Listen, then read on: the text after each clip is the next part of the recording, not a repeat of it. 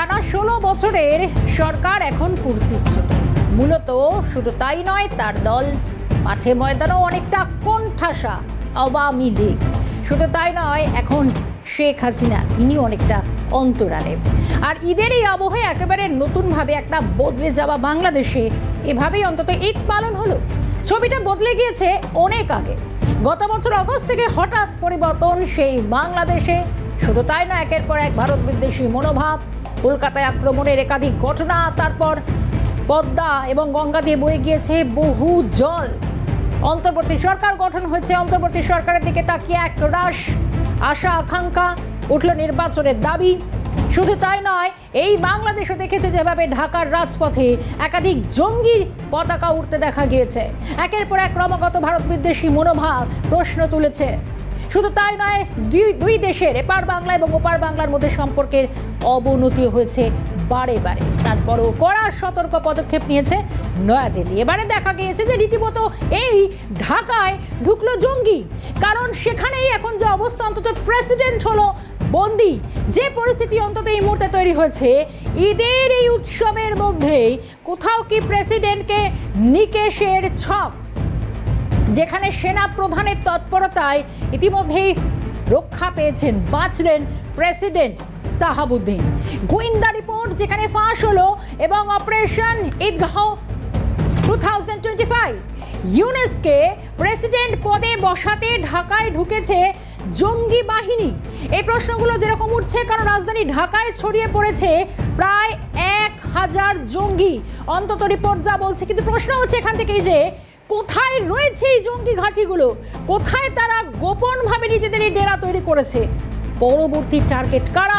এই সমস্ত গোপন তথ্য উঠে এসেছে সিএনএর হাতে। হ্যাঁ, সিএনএর হাতে সেই সমস্ত গোপন তথ্য, সেই সমস্ত রিপোর্ট সবটাই আপনাদের সামনে তুলে ধরার চেষ্টা করব। কারণ যেভাবে ঢাকার রাজপথে একদিকে একের পর এক জঙ্গির দাপাদাপি, ক্রমশ মৌলবাদী রাষ্ট্রে পরিণত হচ্ছে কিনা বাংলাদেশ, একাধিক প্রশ্ন যখন তোলপাড়, ইউনুসের ভাগ্য কোন দিকে যায়, সেই প্রশ্নগুলো যেরকম কদিন ধরেই উঁকি মারছিল, তার মধ্যে হঠাৎ এই বদল। সরাসরি এই মুহূর্তে আমি নিউজ রুমের দিকে নজর রাখবো। আমাদের সঙ্গে আমাদের চিফ রিপোর্টার সত্যজিৎ মুখোপাধ্যায় রয়েছেন আমার সঙ্গে।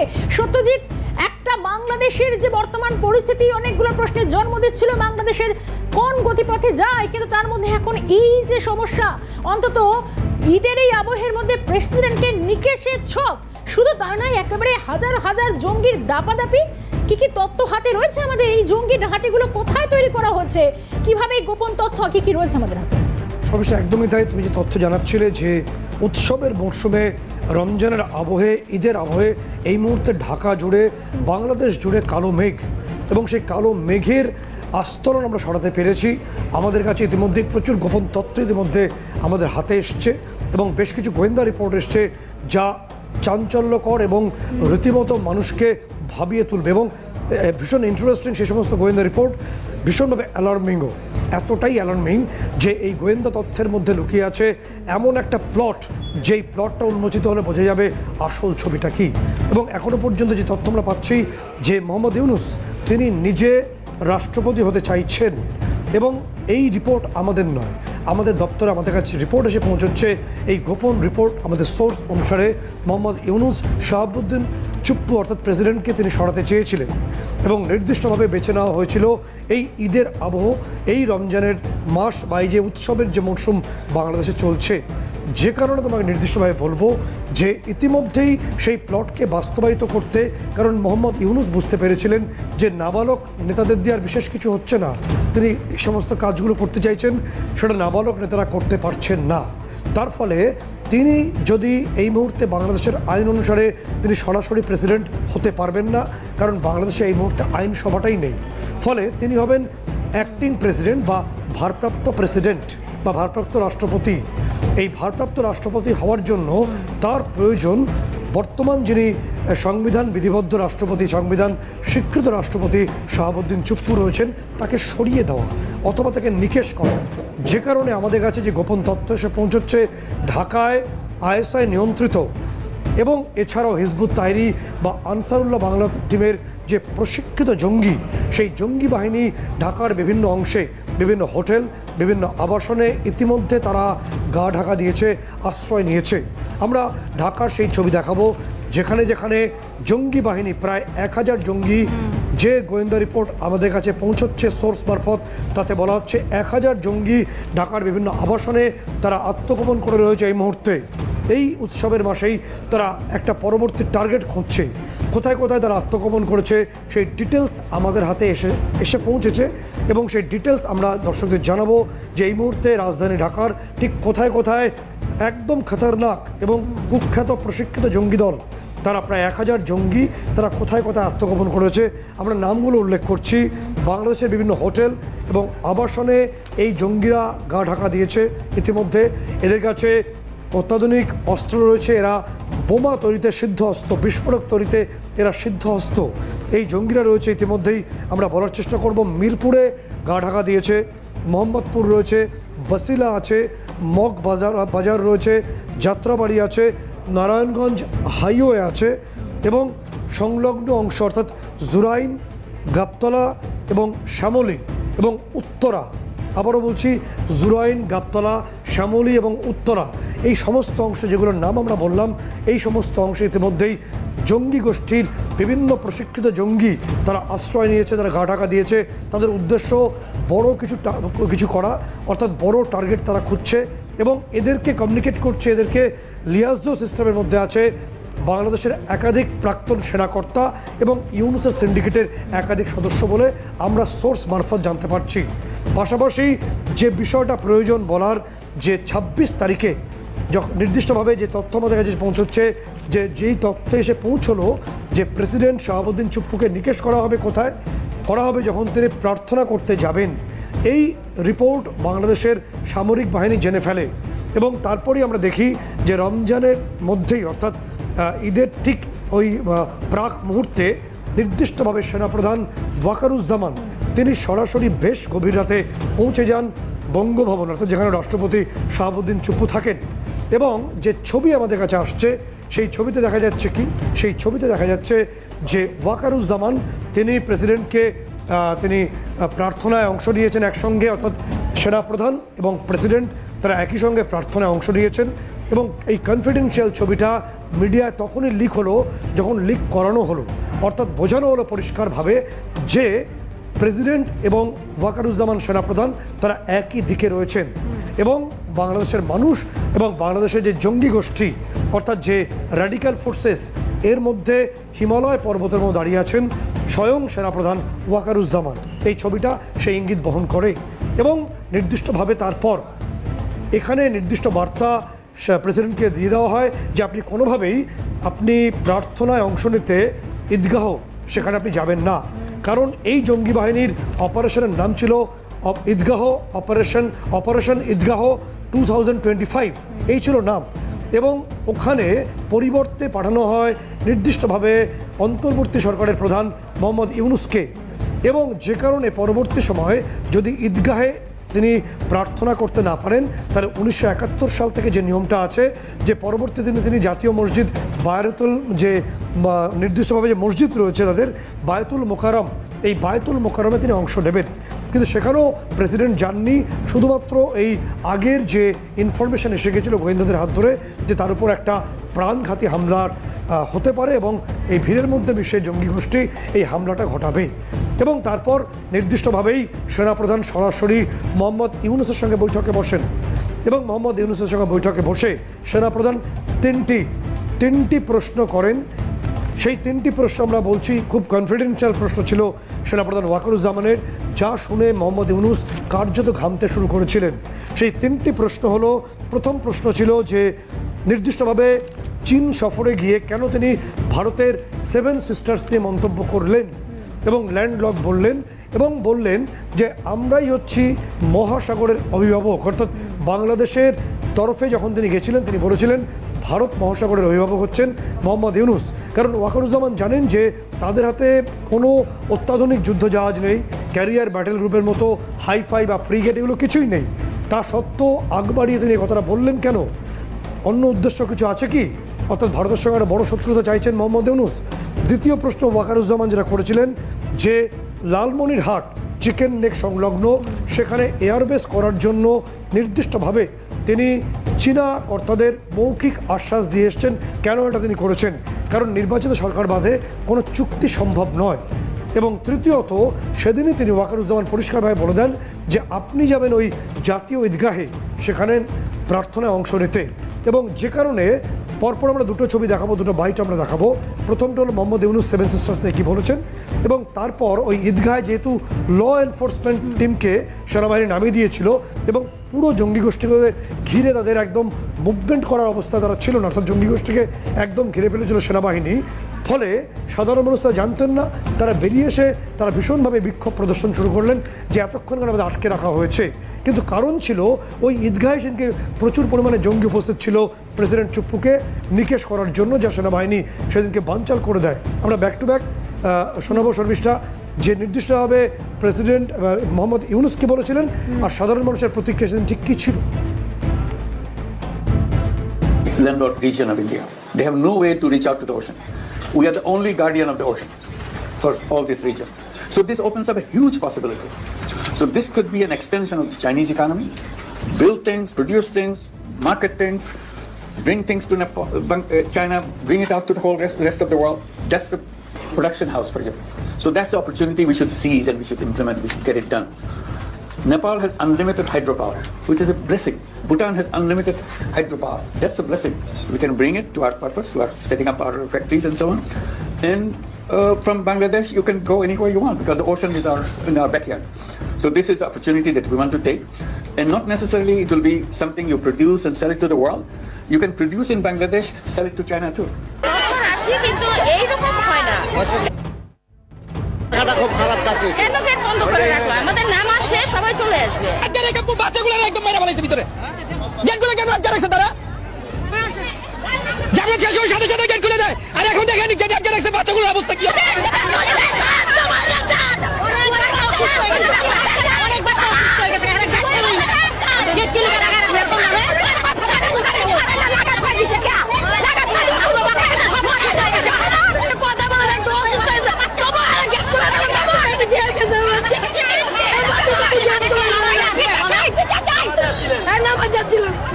অনেক বাচ্চা অসুস্থ হয়ে গেছে। বাচ্চার অবস্থা দেখছেন কি হয়ে গেছে? হ্যাঁ, যে কান্না করতেছে, ভয় পাইতেছে, এটা কোনো কথা বলেন?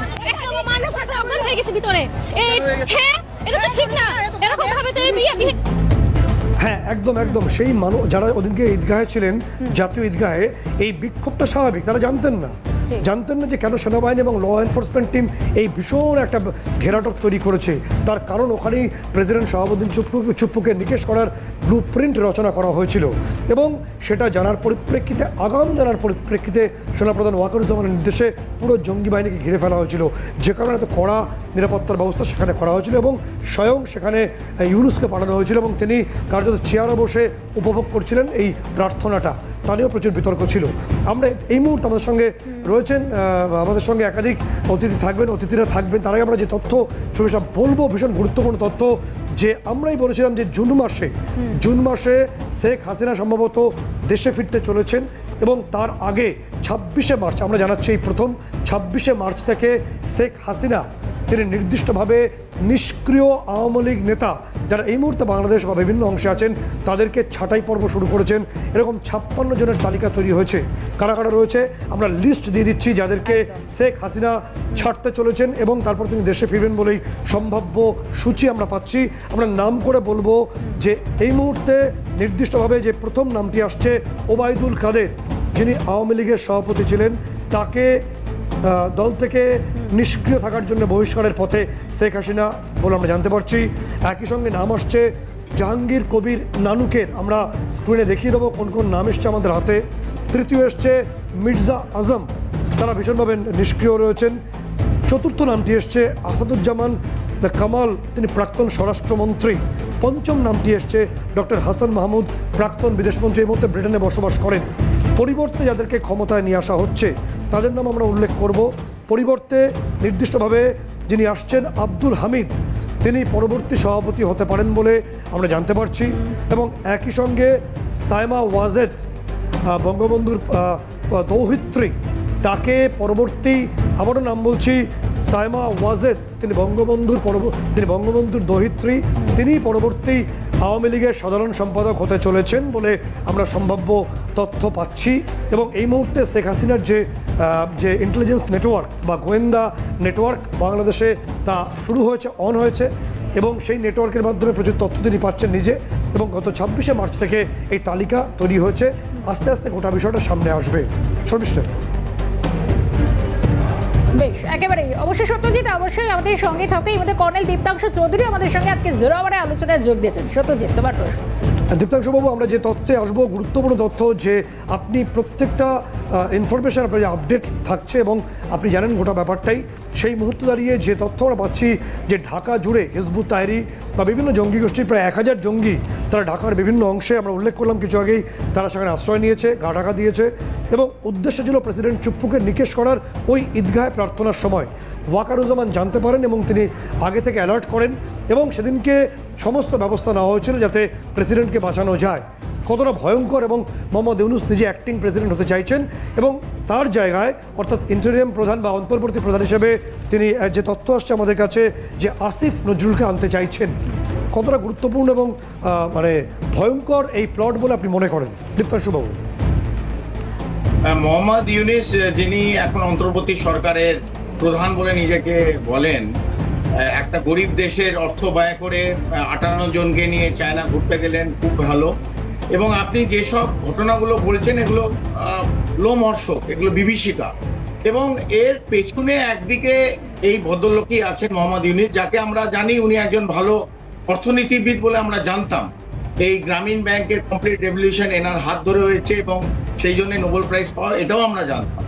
কিন্তু এনার মস্তিষ্কে যে এই প্ল্যান, এই প্লটগুলো ঘুরছে এবং উনি একজন পাপেট, ওনাকে কেউ না কেউ চালাচ্ছে, এটা বুঝতে আমাদের কোনো দেরি নেই। কারণ যেরকম ভাবে ঢাকা শহরে মৌলবাদী এবং সন্ত্রাসবাদী লোক এবং সন্ত্রাস সংগঠনগুলো, আপনি যেটা ঠিক করলেন, আমাদের কাছে সূত্রের অনুযায়ী খবর, এই বিভিন্ন যেসব হোটেল আছে, শুধু বাংলাদেশের যে সন্ত্রাস অর্গানাইজেশন হুজি অথবা আনসারুল্লাহ বাংলা টিম অথবা ISIS এর যে বাংলাদেশের সংগঠন, তারা কিন্তু নেই। আমাদের কাছে খবর বাইরের থেকে, পাকিস্তান থেকে এবং অন্যান্য ফরেন মার্সিনারি কিন্তু এই বিভিন্ন যে হোটেল বাংলাদেশে আছে এবং যে গেস্ট হাউসগুলো আছে, এই গেস্ট হাউসে কিন্তু এরা অলরেডি ঢুকে গেছে বিগত 1-1.5 মাস। কেন? প্রশ্নচিহ্ন বাংলাদেশ নাগরিকদের কাছে। এবং ইনি যে গেলেন এবং যে এই আপনি যে একটা ক্লিপ দেখালেন, উনি অর্থনীতিবিদ ভালো, উনি বোধহয় ভৌগোলিক অবস্থান বাংলাদেশে জানে না। ওনারই বাংলাদেশের 64টা জেলা আছে, তার মধ্যে 45টা ডিস্ট্রিক্ট তো ল্যান্ডলক। এই ল্যান্ডলক ডিস্ট্রিক্ট দিয়ে উনি কি বোঝাতে চাইছেন? উনি কিন্তু একটা সূক্ষ্ম জিনিস দিয়ে উনি এই 7 সিস্টারে চায়নায় গিয়ে গল্পটা করলো। এটা কি চায়না সাপোর্ট আছে? এই গল্পটা তো উনি আগে করেননি। ইনি গান গাইছেন, কিন্তু এই গল্পটা শুরু হলো বেইজিং এ যাওয়ার। তার মানে আমরা কি ধরে নিতে পারি যে চায়নার কোথাও না কোথাও একটা ট্যাসিট সাপোর্ট আছে। এবং এমন জায়গাগুলো বলছে যেখানে শিলিগুড়ি করিডোর ভারতের একটা সেন্সিটিভ এরিয়ায় 21-22 কিলোমিটার, কিন্তু উনি বুঝতে পারছেন না তার ঠিক নিচেই এই যেটা আপনি বললেন যে এখানে বেসের কথা বলা হচ্ছে, সেই এয়ারবেস বানাক অথবা চায়না কি বানাবে আমি জানি না, চায়না একাল বানাবে কিনা। লালমনিরহাট অথবা রংপুরে, এই লালমনিরহাট অথবা রংপুর, এই দুটো না ওদের চলে যায়, এতে আমাদের 21-22 কিলোমিটারটা হয়ে যাবে প্রায় 350 কিলোমিটারের উইথ। এই যে ডিস্ট্রিক্ট লালমনিরহাট এবং রংপুর, এইটা যদি আমাদের দুদিক থেকে আসাম, মেঘালয় এবং ওয়েস্ট বেঙ্গল, আমাদের তিনটে জায়গায়, আমার ক্যামেরার সামনে কোনো আপত্তি নেই বলতে, যেহেতু ইনি এটা বলছেন, এটা পাবলিক ডোমেন আছে, আমাদের 3টে কোর আছে। পানাগড়ে আমাদের একটা কোর আছে 17 কোর, আমাদের একটা কোর আছে এবং 33 কোর আছে শিলিগুড়িতে। এই 3টে কোর যদি অ্যাটল উনি যে ভাবছেন যে কথাগুলো, এই ওনার যে দুঃসাহস দেখাচ্ছেন বেইজিং এ গিয়ে, যদি 3টে জায়গা থেকে ইন্ডিয়ান আর্মি যদি ঘিরে দেয়, 21-22 কিলোমিটার শিলিগুড়ি করিডোর থাকবে না মিস্টার ইউনূস, এইটা হয়ে যাবে প্রায় 350 কিলোমিটারের বেশি যদি আমরা রংপুরের পর লালমনিরহাট দুটোই বাংলাদেশের ওই এরিয়া থেকে কেটে যায়। এটা 71-ও কাটা যেত এবং চট্টগ্রামের ওখানেও কাটা যেত। চট্টগ্রামের নিচে একটা পেনি বলে এরিয়া আছে মিস্টার ইউনূস, এই পেনি কেটে গেলে চট্টগ্রাম কেটে যাবে। তো আপনি landlock garden of the ocean, মানে ভারত বে অফ বেঙ্গল, কেউ বে অফ বেঙ্গলটাকে ওন করে না, তার পিতৃ আপনি নয়, পিতৃ মানে আপনি you don't own Bay of Bengal. তো এই কথাগুলো যখন আপনি একটা you are heading a state, you are heading Bangladesh, আপাতত কু করে নিয়েছেন। আমি ওটা ছাত্র গণ অভ্যুত্থান বলবো না, অর্থাৎ ওটা যেটা বলছেন মৌলবাদী দীপ্তাংশুবাবু যে এবং সন্ত্রাসবাদী ভিত্তিহীন কথাবার্তা বলেছেন মোহাম্মদ ইউনুস, বাজার গরম করা কথা বলেছেন মোহাম্মদ ইউনুস। দীপ্তাংশুবাবু বলছেন, আমাদের সঙ্গে রয়েছেন, এবং সর্বশেষ এভাবেই মোহাম্মদ ইউনুস তার গদি বাঁচানোর চেষ্টা করছেন মানুষকে বোকা বানিয়ে। একদমই তাই, অবশ্যই আমাদের আলোচনা চলবে দেবতাংশুবাবুকেও সঙ্গে রেখে। আমরা ফেলা বিরতির পর এবার আমাদের নজর রাখতে হচ্ছে কাশ্মীরের দিকে, কারণ কাশ্মীরে এবার আকাশে উড়ল ফাইটার জেট, যেখানে পুঞ্চে চলছে ব্যাপক গোলাগুলি। আপাতভাবে উপত্যকা যথেষ্ট অশান্ত এবং পাকিস্তানে এই হানা সামাল দিতে যেখানে বোফোর্স এবং হাউটজার দিচ্ছে উত্তর, পুঞ্চ সংলগ্ন এলাকায় উঠছে সুখোই 30। নিকেশ হয়েছে আপাতভাবে 5 জওয়ান বলেও জানা যাচ্ছে। আমি আরও একবার চলে যাব, আমাদের সঙ্গে কর্নেল দেবতাংশু চৌধুরী তো রয়েছেন, সঙ্গে আমাদের চিফ রিপোর্টার সত্যজিৎ মুখোপাধ্যায় রয়েছেন। সত্যজিৎ, এবার একেবারে আবারও সেই নতুন করে উপত্যকা অশান্ত, আপাতভাবে 5 জঙ্গিকে 5 জওয়ান যাতে নিকেশ করা গিয়েছে। একদমই তাই। আমি দীপ্তাংশুর সঙ্গে রয়েছেন, আমি এক লাইনে বিষয়টাকে উল্লেখ করব। আমরা বাংলাদেশে আসছি, খুব ইম্পর্টেন্ট হ্যাপেনিংস রয়েছে, কারণ কৃষ্ণঘাটি পুঞ্চ সেক্টর, সেখানে ইনফিল্ট্রেশন অনুপ্রবেশের চেষ্টা করে পাক হানাদার বাহিনী, এবং তা সামলাতে ইতিমধ্যেই আমাদের তরফে বফোর্স এবং MMM হাউটজার আমরা নামিয়ে দিয়েছি। ব্যাপক উত্তর দেওয়া হচ্ছে, এবং আমাদের তরফে যে ছবি আমরা পাচ্ছি কিছু আগে, যে সুখোই 30 তা এই মুহূর্তে কাশ্মীরের আকাশে উঠছে। অর্থাৎ আমরা যে কোনো ধরনের পাক হানাদারের জবাব দিতে প্রস্তুত রয়েছি। এবং আমাদের কাছে যে খবর আসছে, উল্টো দিকে ওদের তরফে কোটলি আছে, পাকিস্তানের তরফে সেখানেও কোটলিতে সম্ভবত ওরা F-16, অর্থাৎ অভিনন্দন বর্তমানের সময় যে পরিস্থিতি তৈরি হয়েছিল, ফের সেই পরিস্থিতি তৈরি হয়েছে। ইতিমধ্যেই 5 জন যে সেনা জওয়ানকে আমরা নিকেশ করা গেছে বলেই তথ্য আসছে। দীপ্তাংশুবাবু, আপনি এই যে কাশ্মীরে যে পরিস্থিতি তৈরি হয়েছে এবং সুখোই ইতিমধ্যে আমাদের কাশ্মীরের আকাশে, আমরা কোনো রকম যে বিস অ্যাডভেঞ্চারকে সমর্থন করি না, তাই আমরা উত্তর দিচ্ছি এই মুহূর্তে। ছবিটাটি কতটা গুরুত্বপূর্ণ? দেখুন, পাকিস্তানে তো ইন্টারনাল, আপনি আপনার চ্যানেলে অনেকবার দেখিয়েছেন এবং এটা সবাই জানে, আজকে পাকিস্তানে নেই, পাকিস্তানের যে নাগরিক পাকিস্তানের সৈনিক বিরুদ্ধে চলে গেছে। এখন ISI লাস্ট মরণ কামড়, এই ওদের একটাই টার্গেট যে ভারতকে কিরকম ভাবে নিচে দেখানো যায়, ভারতকে কিরকম ভাবে অ্যাটাক করা যায়, কনভেনশনাল ওয়ারফেয়ারের না, ওই বোরখার পেছন দিয়ে কিরকম করে অ্যাটাক করা যায়। তাই এই বিভিন্ন ঘটনাগুলো 1979 থেকে আজ পর্যন্ত ওরা চালিয়ে যাচ্ছে। টু ব্লিড ইন্ডিয়া বাই 1000 কাপ, এটাই ওদের doctrine. Let them try. Bharat আজকের দিনে কি ওরা উড়ির পর অথবা এই পুলগামার পর এই যে স্বাদ, সেটাকে আমরা দিয়েছি, সেই স্বাদ যদি আরো পেতে চায়, এবং আজকের দিনে আমি আপনাকে একটু একদম আমি খুব সংক্ষেপে, সময়ের সমস্যা আছে, আমি জানতে চাইব আপনার কাছে যে প্রেসিডেন্ট হওয়ার যে স্বপ্ন মোহাম্মদ ইউনুস এই মুহূর্তে দেখছেন, তা কতটা বাস্তবায়িত হওয়া সম্ভব তার এই জঙ্গি বাহিনীর মাধ্যমে? আদৌ কি হওয়া সম্ভব? দেখুন, মোহাম্মদ ইউনুস যে কথাগুলো বলছে, তো ওনার তো বুদ্ধিদীপ্ত কথা না। উনি একটা রাষ্ট্রকে কিরকম ভাবে হেড করবে? He has to talk through his brains, he is talking through his boot. আমার একটা যিনি অ্যাডভাইজার অফ আ স্টেট, তার সম্বন্ধে বলতে আমার একমাত্র দ্বিধা লাগলো না। তিনি বলছেন যে 7 sister, is 7 sisters part of Bangladesh? It is landlock তো so what? Rajasthan is landlock, Madhya Pradesh is landlock, Jammu and Kashmir is landlock. তো যদি যেখানে ওশান নেই সেখানে কি ডেভেলপমেন্ট হয় না? তো আমার মনে হয় যে ওনার স্বপ্ন, এই দিবা স্বপ্ন, মুঙ্গেরিলাল কি হাসিন স্বপ্ন, ওনার নাম মুঙ্গেরিলাল দেওয়া উচিত। অথবা ভারত যদি মা হয়, মাসির দরদ বেশি 7 সিস্টার্সে।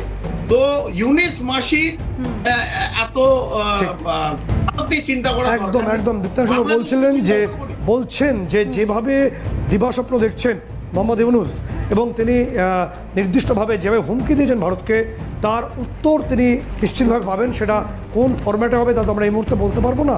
তবে আপাতত তার প্রেসিডেন্ট হওয়ার যে স্বপ্নটা ভেঙে খান করে দিয়েছেন সেখানকার সেনাপ্রধান ওয়াকারুজ্জামান, এই মুহূর্তে তিনি একদম কার্যত কোণঠাসা। একদমই তাই, নজর আমাদের থাকবে পরবর্তী পরিস্থিতি কোন দিকে যায়।